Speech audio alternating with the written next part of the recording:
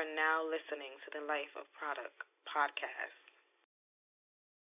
Yeah, what up, man? It's the boy Product. We're now locked into the Life of Produk Podcast. It's a special day. Today's the Lord's Day, first of all. It's episode 97, man. Shouts out to the new YouTube subscribers. Shouts out to the people that's rocking with the show on Spotify, Apple Podcasts. We are in Romania right now. We are in Dominican Republic. We are in Nigeria.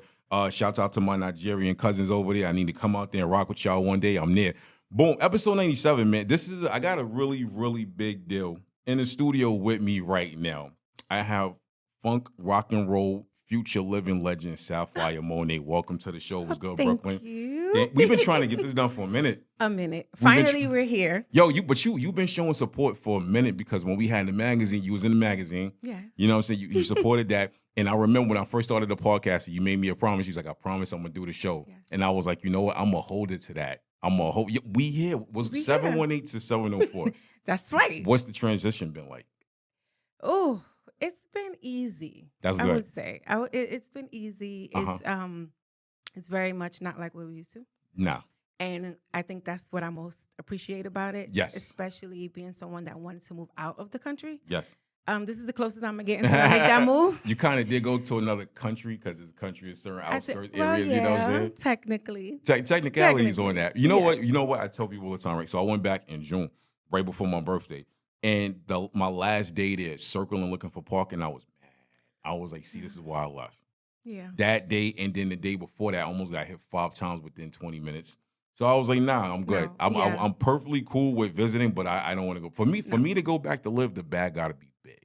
Yeah. It got to be a big bag. And it got to come with everything. It got everything. High rise, everything. All that. And car service, security. New York is sinking, so I need insurance. I need all of that. You know what I'm saying? Yeah. Everything. So I want to mental health check-in, right? Before we really get into the interview, where you at right now? How you feeling? I feel great. That's good. I feel great. That's great. I dealt with what most creatives deal with outside of writer's block and just not being in the spirit to create. Yeah. Depression hit me a little bit. Yes. And I had to pull myself up and pull myself out of it. I, got back on my spiritual path. That's and great. I fasted and, prayed and did what I had to do. Yeah. And it helped me pull myself out. That's dope. Including that's solitude. So dope. I think I haven't done a full fast. I've done intermittent fasting. I'm not there yet. I'm kind of, I don't know, something's holding me back. I'm afraid to do it.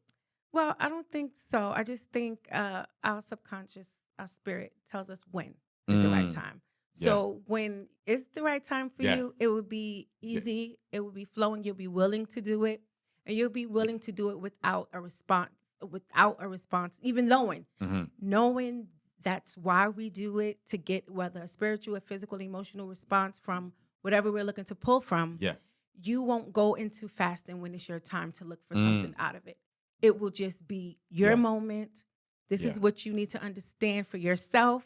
Yeah. And then what the influence that everybody else has around you and how it's affecting you. And if you need to pull away, or if you need to stay right there and let the spirits handle it. You know what? That's the best advice I got on it. Because everybody I've asked about fasting all giving me different responses.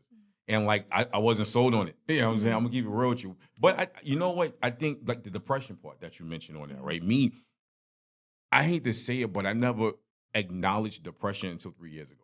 The first time I have felt it. And the first time I dealt with it, I was like, wow, this is really real. And I felt bad for everybody that told me they dealt with depression. I just couldn't relate to it. Sometimes you don't know you're dealing with depression until you get out of it. Yes. I've heard that. I've read that too. Until you're out of it, it's like, whoa, I was bad. Yeah. It was bad, you know? I was in a dark place and I didn't even know. I didn't even know it. I didn't know it first. And then once I recognized it, it got even darker. Right. And I was like, wow, this is crazy. And I started thinking about all of the people that started telling me about they was in depression. Right. And I wasn't really critical of them, but it hit me like a large level of empathy. Yeah. Hit me after that. And I was like, man, I should have been more, empathetic to people in their situations when they were that. Because I was always an empathetic person, but I just felt like depression was one thing that was kind of self-inflicted, and it's not. It's not. And it's like before you go to bed, you turn out the lights, or before you leave the kitchen, you turn out the lights, everything's dark. So you have to stay there for a second. And then for some reason, you get this hint of where everything is. Yeah. You get a little vision. So then you become contemplated with the dark. Yes. It's like I can maneuver here. Yeah. And then once you get upstairs and you see your lights is on, it's like, wait, hold up. I was in the dark this whole time. I just learned I was just coherent in it. I was okay. Yeah. And I didn't even know it because I knew where everything was. Yeah. And that was my thing. I did not know how depressed I was because I knew blueprint. Yeah. So when I got out of the depression, it was like, oh, here's a different way to go. Yeah. And it's a beautiful thing when you get out of it. It's a beautiful thing. So you know what? That leads me to my next question. What triggers you, but not on a negative way? What triggers you in a positive way now? Because we never talk about positive triggers. We only talk about negative triggers. Like, you know what I'm saying? Like I learned a few years ago, a lot of people that are going through rehab and recovery, a lighter is a trigger for them because they start relating to using drugs or for that. But what triggers you in a positive way? I would say passion and seeing passion in other people. Yeah. It doesn't matter what they're passionate about. Yeah. Like, you know, when you go to church and you see the little young people and they do the flags. Yeah. But they're just so passionate and they're just singing. And it's just that type of stuff makes me, it triggers me to be more motivated, more appreciative of what I have. Because we don't know what we have and what we're so passionate about until we don't have it anymore. This is true. So to see people happy is a positive trigger for me. That's great. You know what? Seeing people happy makes you happy. I think people like that have a better chance of having happiness long term. Right. Because a lot of people, like I've seen people have happiness in spurts, but then I've met older people like 90 years old that are just happy and so oblivious to all the negativity. And how'd you get there? Like, give me a sip of that. You know what I'm saying? Right, exactly. Like when the rain just don't let up. Yeah, just the REIGN. Oh man, you know what I mean? When it just don't let up, and you just always happy. You know, it don't matter what comes. It's just like, it's all right. It'll go away. It does, but I think the problem is we get so caught up in the here and now. We get so that darkness forms a cloud, and then we just start feeling like it's never gonna let up. We get so caught up in like what's in front of us, it becomes like tunnel vision, if that makes any sense. And we don't realize like how happy. Like if you fall into depression now, you don't realize how happy you had it 5 years ago, because 5 years ago seems like forever. So so if that was 5 years, and then we here now, and then 5 years from now, because I tell people all the time, your life changes every 10 years. That's right. You are not the same person. You know what I mean? At 10 years old, from 10 to 20, you look different. You sound different. To 30, the grades start coming in. So it's like where we at from there. You know what I mean? Your life can change in 12 months. It can. You know, that saying what a difference a year makes? Yes. I didn't understand that until I was an adult. And until I see my life change, like you said, every year, like every waking moment that I've gotten with my own self. Yeah. You know, there's some type of inflict of change. But an overall 360 change, once you realize that, and it's just like, well, dag, that was just a year ago, and look. You know, it just makes you wonder, life can change in a year, life can change overnight. For the bliss or for the bad. I think you're right. I think my problem is when I was younger, I was rushing to be an adult. Not to do adult things, but I was rushing to be adult because I felt childhood wasn't a real thing. I felt it was BS. I was like, yo, okay, I'm not going to be able to sit here and play X-Men in 15, 20 years, so just bring on the real stuff. You know what I mean? Exactly. Like I don't know. My mindset as a kid was like, it's true, because especially when you're seeing so many people older, like your parents or your grandparents or your sisters and your cousins, and you're a child, and it's just like, well, what is this life? Yeah. I need to do that. So you feel like your responsibility isn't big enough. That's true. But you know, when you get to an adult, it feel like, wait, it's a little too much responsibility. You're like, wait a minute, like they handled this well. I didn't even know this was this. With a rewind button at, you know what I'm saying? Remember the Walkmans back in the day? Like if you had the $10 Walkman, it had a rewind button, it had a fast forward button, and you had to flip the tape over. It kind of equates to that somewhat. Yeah, it does. You think about it. But adulthood is real, and I think too. I think a lot of people. I've seen people as of recently. I mean, it's like a weird retrograde going on. I've been seeing a lot of people as of recently where all these people, they all hit the same point in life where they're just floating now. Yeah. Then they don't care about bills. They just going with it. They just like, yo, we almost died as the world 3 years ago. The aliens will be here next week. So at the end of the day, it's kind of like, you know. That's another thing. I think people feel like life is over because of this. Like people are really settling. They are. People are really canceling their own dreams. They are. People are really, like I said, just settling. It's just like, okay, well, life is about to be over, or I'm 40-something. I ain't got much time to live my dream. And it's just like, wait, hold up. Yeah. It's not too late. No matter what's going on around in the world. It's not. It's not. You It's still not. gotta eat. You still have to. You know what I mean? You still gotta eat. So put the passion with you know. Imagine you die and you gotta pay bills when you get to the other side. Come on. I mean, gosh. Yo, we gonna talk about that. We gonna come right back. Just the Boy Produk Life Produk Podcast, episode 97. I got Sapphire Monet on the show. Yeah. We're gonna talk about her independent grind. We're gonna talk about music. We're gonna really get into it. Stay tuned. We'll be right back.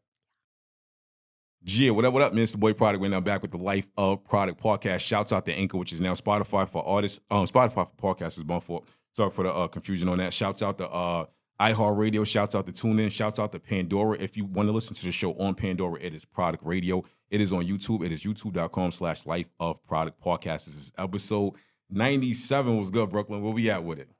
We right here, dog. You know what? I want to talk about the independent grind. Being an independent artist is not easy. No. It's not. First of all, you got to pay for everything on your own. Yeah. You got to pay for everything on your own if you got a deal. But they hide it and make it look cute. You know what I'm saying? Till you get that invoice. I've seen it happen before. Right. But you have to foot the bill for everything. You got to take responsibility for everything. When things don't, this has happened to me. And when things don't go right, it's all the blame is on you. Yeah. What's your experience has been like with that? That.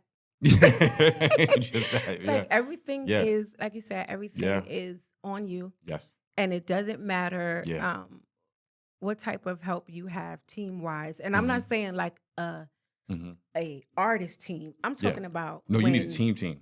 Right. And just like I'm saying like even at teams at venues when they have the crew setting up things. All that. Things happen, things go wrong. Yes. Who's to blame? Yeah.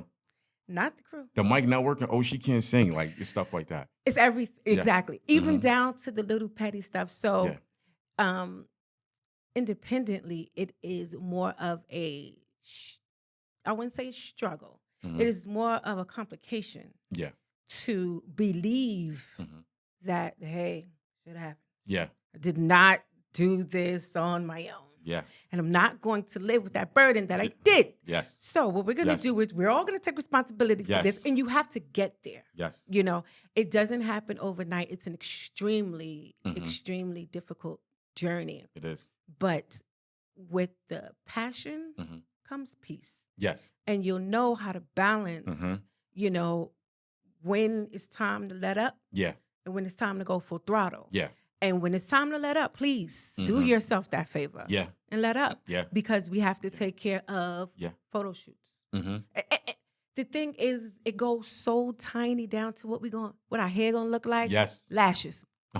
If you got to go see your dentist, you gotta do that. Yes, you do. Earrings, and fingernails, toenails, everything. And then you gotta worry about your outer appearance. What if you might have like a something on your shirt, and then people That throws notice it it, off. but they don't care because it's not theirs. And It's so you're the- like, oh man, we gotta redo that. Like it's little stuff, Right. the little nicks stuff. and cricks. And people think, oh, you gotta pay for your own photo shoots, your own Yo. video shoots. Yeah, you gotta do that too. Yeah. You gotta work these contracts out with the venue and all that. Yes. So you're not putting up money out Yes. to perform. Yes. That's another. And when you first come in the game, they'll try to play you just like Jay-Z said. And that's some of the real stuff I ever heard on record. Because I've seen situations where dudes was like B or C-class artists and they got the best treatment. We came with our own money and everything, and they try to play us. You know what I'm saying? Yeah. And that's why. But I think I don't.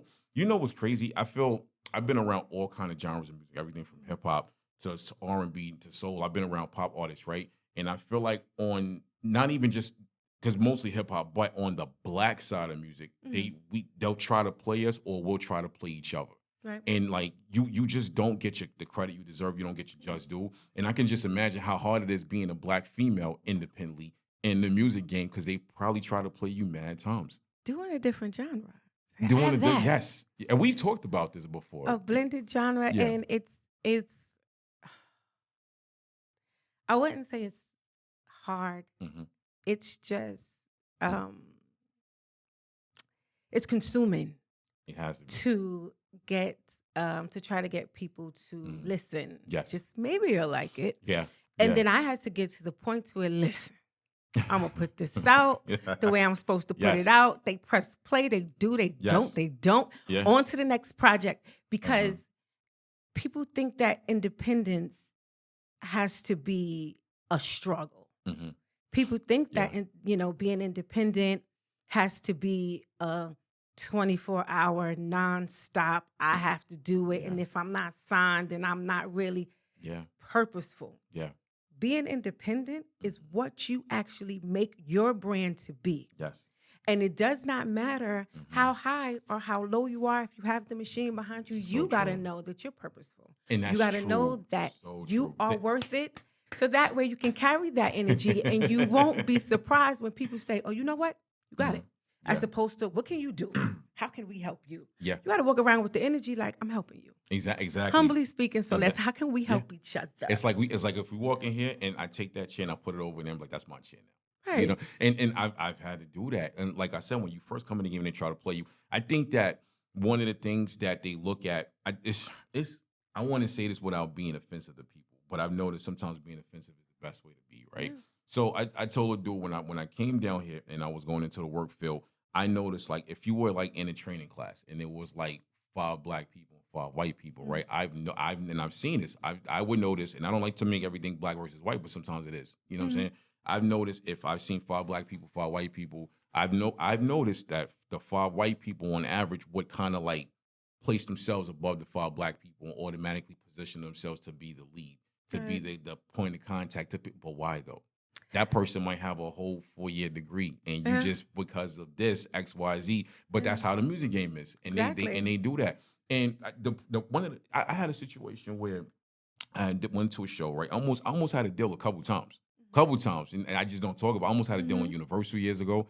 I had a situation where a promoter came to me. He was like, "Oh, I heard of you. I got this situation with Koch." This is before Koch became E1, and the conversation I was at a show, I was headlining the show. We had a talk backstage, and he goes to me, "Yo, I heard about you from such and such. Get the album ready." He was like, "Yo, just all you gotta do is shoot me the album. I'll get you the distribution deal with Koch." Right before they became E1. So that first half of the conversation was great, but when he found out I wasn't stupid, it was like, I finished the album 2 months later, no call from him. Yeah. Nothing. They play on that. Yeah. And they play on that and they play on your confidence. Yes, they do. How much you believe in your own self. Yes. And if they feel like they could get you, got you. Yeah. It's like, well, I'm going to get you, got you. Yeah. Maybe I should come have played in there stupid. like, listen, this is what I got. This is what I did. So you don't have to do nothing for me. Yeah. Find me a good manager. Exactly. And give me a good tour manager. Yes. Put me out here in these streets. All that. But then, when you come with a package, they can't feel the fact. Nah. They can't feel the package. Exactly. So it's like you can't put nothing in a full folder. Yeah. It's full. And it's but to me that's whack. Can only get a new one. You just passed up on somebody that could have generated millions. You know what I mean? But it's about control. Everything is about control. And it's about saturation. It's about, what they're scared to introduce. Yeah. Back in the day, with that type of engine behind people like Missy Elliott and Police, they were able to sneak in those different sounds and be that original because they already had that machine. And it was just like, I got it. I'm going to keep going. I can't stand it right now. I'm going to keep going. And then I'm going to keep going. And this is just going to be what you get. So now, whatever I infuse with this, you're going to love it. And you know what I love about Missy Elliott? She knew out the gate that she had to use all her talents to kind of bridge that gap and work her way through the door properly. Because had she came in the game just as a singer, it wouldn't have went like that. She was like, no, I'm a singer, I'm a writer, a producer. I got a producer here with me. So if you want his sound, then you have to take me. If you want me, you got to take his sound. And she developed portraits of different sounds. She did. So like it was like she did funk, she did jazz, she did everything in the name of saturation. Yeah. Like because she was there and she got it, she had it. It was just like, this is my creativity. This is how I want to paint this picture. Yeah. And I'm gonna paint it while I got your attention. And then it gave people like me. For blended, people have been blending genres for a long time, but to blend a genre in this era and in this age, this generation, listening back to her and she infused everything. It was just incredible. People are scared though of it for some reason. I think people are scared of change. I think people are scared of realism. Yeah. You know what I mean? And I said 10 years ago, I feel like hip hop on the black side of music, black hip hop, certain parts of R&B, I feel like it was dying. Which it is. And I honestly, within the next 10 years, with the AI stuff happening, you got people kind of like mumbling again and stuff like that with auto-tune. I don't see, it's either going to go two ways. It's either going to fully die out or it's going to revamp 100%. And then real music is going to come back. You know what I'm saying? Yes. And that's so true because the reality of it is people fear what's unfamiliar. Yes. And so if I keep pushing this and pushing this, Yeah. soon, just like the AI thing. Exactly. You know, we started here. Yes. Now we're all the way to, we don't have to sample. That's crazy, right? That's. You're going to say, I don't give them no ideas, but it could go that far. It could. We wouldn't even have to sample nobody's record anymore. Nah, we wouldn't. Or if they don't want you on the record, you don't have to be. And you won't get in trouble for it. No. It's the crazy They're thing. currently trying to write laws now for AI, for music, because they just redid some music laws, I think about 4 to 6 years ago. I forgot exactly what it was. But I was reading Congress they're pushing them and forcing them to write these new laws for AI. It's insane. Yo, it's but it could either go bad or it could work out. I think people have already figured out both, but they're not putting it out there because they want to keep it for themselves. Keep the goal for yourself. Well, hold that thought. We're going to talk some more boy product. I got Sapphire Monet in the building, Life Product Podcast, episode 97. Don't go nowhere.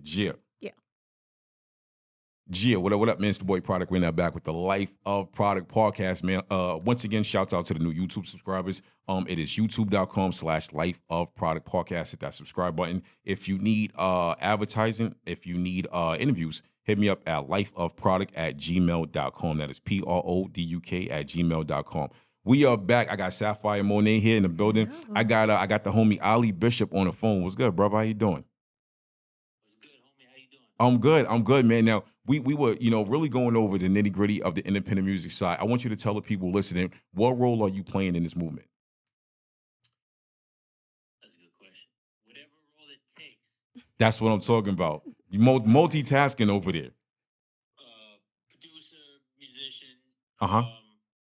Manager, street team, publicist, writer.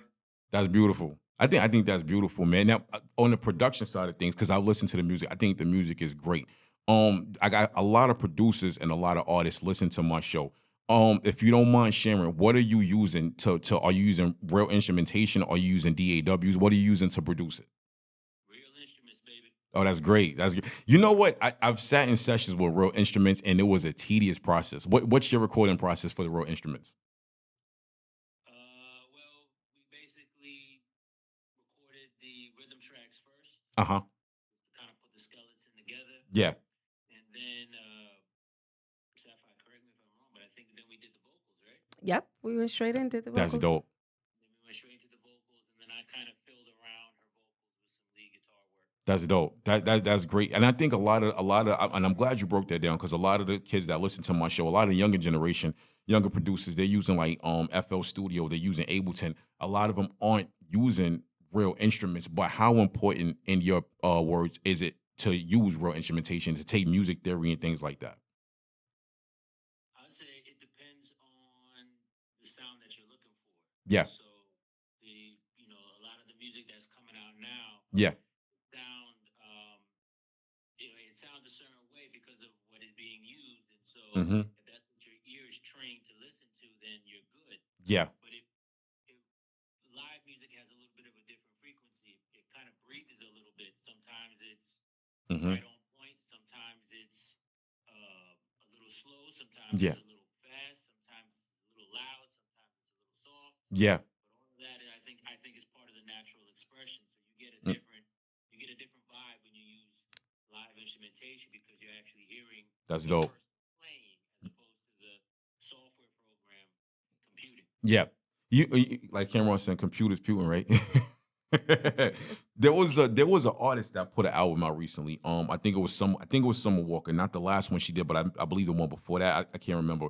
But her team used a lot of live instrumentation, and there were fans that were actually complaining about that. But I always look at things from two different ways. I don't think it was her or the producer or the engineer's fault. I think it was the fans' fault, because, like you said, there is a train for a certain type of sound.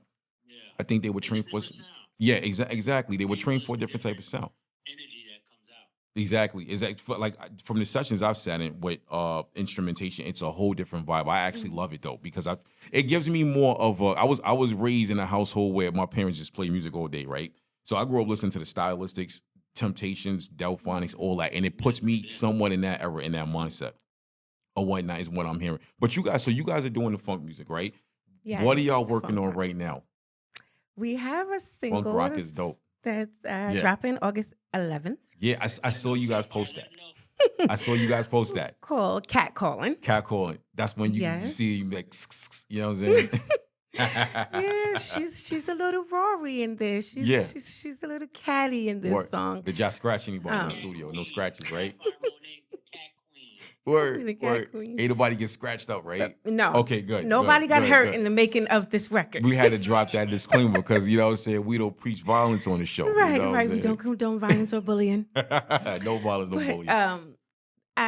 I have fun with the record. That's dope. And I think, and you know what? It was a little I wouldn't say a tug of war, but because I do write and he writes, I compose, he composed. Yeah. So he was like, all right, let me see what you come up with first. Yeah. And then I'll tell you what I come up with. And that's exactly how it was. And did y'all mash it together? Nah, I ended up going with his version. I loved his version. I ended up going with his version, his composure. Let's keep it real. I got the hook. You know what I'm saying? No, so obviously, I wrote the sort of the first draft, and Sapphire told me what like her process was. Yeah. In terms of like how she absorbs music and what she does with it. So I'm not even gonna lie, I've been in situations before with other vocalists that take it in a direction that maybe it should not have gone. Yeah. And so I was a little nervous at first. So I was like, okay, if that's what you want to do. Yeah. But the way that she sort of reinterpreted the words and the music, I think that it fit the song perfectly, and probably That's what dope. you're going to hear is a better version than any of us could have done to begin with. So you need that conflict. You need that process, that kind of give and take to come up with something better. That's true. So I got to give kudos to her for, being herself, being independent enough to kind of stand her ground, and being flexible enough to trust me in the same way. I think we came up with a happy medium. That's dope. Now, let me ask you, how long have you guys been working together? Because it sounds like I got great chemistry. We've known of each other for a few years. I That's was good. supposed to work with him years ago. And then once we kind of blended, like once we actually talked, it was like we blended, like we were just like long lost sister and brother or something. dope. Like it was just nothing that needed to be. Everything already was. Yeah. Ali, you want to comment? It was an easy process. I think when the band came up with the riff at a rehearsal randomly, just the riff, nothing else. And then the idea of the song started to grow a little bit in my head. And when I heard sort of a woman's voice kind of in the song, the first person I thought of was Sapphire. That's dope. So That's how magic happens. In touch with her, no more messing around, no more, fooling around. Let me get in touch with her, and I hope that she's available. And she was, and so I think, let me use a big word, it was serendipitous. I like that. Another crazy thing, really quick. His drummer, shout out to Chunks. If his name is Chunks, I know he nice with it. Yeah. I knew Chunks since we were kids from church. And then when I moved back to New York from California, long story short, I did an audition for a band. Chunks was there. Word. I decided to choose him for the band, but we never put the band together. I ended up traveling overseas to tour, so it just never happened. Yeah. So after, I would say like a month after, Ali reached out and he was just like, listen, it's this, I got this. Chunks reached out. And Chunks was like, yo, I'm working with this band. They are stupid. And it's a song that we're working on. I think you'll be great. Yeah. So I said, all right, well, send me the band's information. It was Ali. That's crazy. It was his band. You see how everything just lined up? Full circle. It was all full circle. And it was meant to happen. I spoke to him about this already. This is the record that I was telling you. I was excited to work on. Because I was telling him, I was like, I'm working with this rock band. I'm excited to work with them. So after that, then maybe we can work on whatever record, you have with this band. Come to find out it was the same band. That's fire. Same song. That's fire. And it was just, it was fire. meant. See, I look at stuff like that and I feel like that's going to the universe. Like, all right, let me put all this sauce together. Yeah. Make the pie. Let's boil it up and just do it, man. Exactly. So, you guys are dropping a record. What are you guys doing after that? What's the plans after that? It's the plans. So it's the promo tour, it's the marketing, it's the shows. Dope. Can I get a ticket or something? Ali, you wanna talk about the release the release, the party? Yeah. So the song is gonna be released officially Yeah. all major platforms. So Fire. everybody who's listening, y'all gotta go check it out. Yes. Check it Spotify, out. Apple Music, Yeah. all them other places. Definitely take a look. Mhm. Listen to it, stream it, download it, please. Pre-order is open as of right now, so you can pre-order a copy. Just Mhm. go to Sound Frontier Music on IG. Mhm. And I am Sapphire Monet on IG. Yeah. Correct? Yes, that is correct. You go on That's any dope. one of our IGs, you can see links on there that you can Mhm. click on. Yeah. So the song is going to drop August 11th. We have shot the video. We are going to Yes. release the video a few weeks after. Nice. So we have a sort of a 1-2. Yeah. Yes. Hit it quick. And That's we fire. killed that video. We killed That's that video fire. with no crew though. Word. Like it was just the big camera crew was big camera crew. Yeah. That's That's all. fire. Everything else Uh-huh. we did ourselves. Wasn't That's no makeup fire. artist. Nothing. Like Just I did it, touched right? up what I needed to. We changed together. He had to snap and pull Yeah. a couple things, but That's magical we made though. it work. That's how Yeah. that's how you like It 10 was years from now you beautiful. guys can look back like, man, we did that video we have, you know what I'm saying? Exactly. That's the right. I love stories It like was that. just. It was Yeah. an amazing experience. That's dope. That I'm so, That's so glad dope. that That's so dope. the man. universe brought us together That's so finally. dope. But you like we said earlier, Yeah. it might not be that time, and Mhm. it wasn't that time. It was Yeah. time for me to go through some things, Yeah. and then now that I'm here, Yeah. now I can appreciate that all this And time. I was about to say that it might have been where you had to go through it back then to Yeah. appreciate it more now in the future Now, because you could have right. lost it. Yeah, or I And- couldn't have. It wouldn't have been a perfect blend, or I Yeah. wouldn't have appreciated the record and appreciated meeting these Yeah. amazing musicians. Mhm. People first. Yeah. You know, I would not have Yeah. appreciated that Yeah. in my mental back then. Imagine 20 years from now, there's like a fire artist coming up and she's been through all kinds of struggles. She's about to quit. And you get the opportunity to have like a 2-minute conversation with her. What would you tell her? Not to. But like you would like you gotta like grab her by the hand, and be like, shut up, don't quit. Yeah. I mean, like, because if you quit, Yeah. then that means that you are setting up a domino effect for everybody around you to do the same Yes. thing. Yeah. So do you want that? Yeah. Do you want your mama to quit? Do you want your baby to quit? Exactly. Do you want your sister to quit? Exactly. No. So Yep. don't do it. You know Don't what? do it Domino because you effects is have real. a bigger effect on your Yes. family, Yes. and you can plant a curse unintentionally Mm-hmm. on your family that will keep going in a 360 until the day That's y'all true. die. And You are now listening to the Life of Produk Podcast.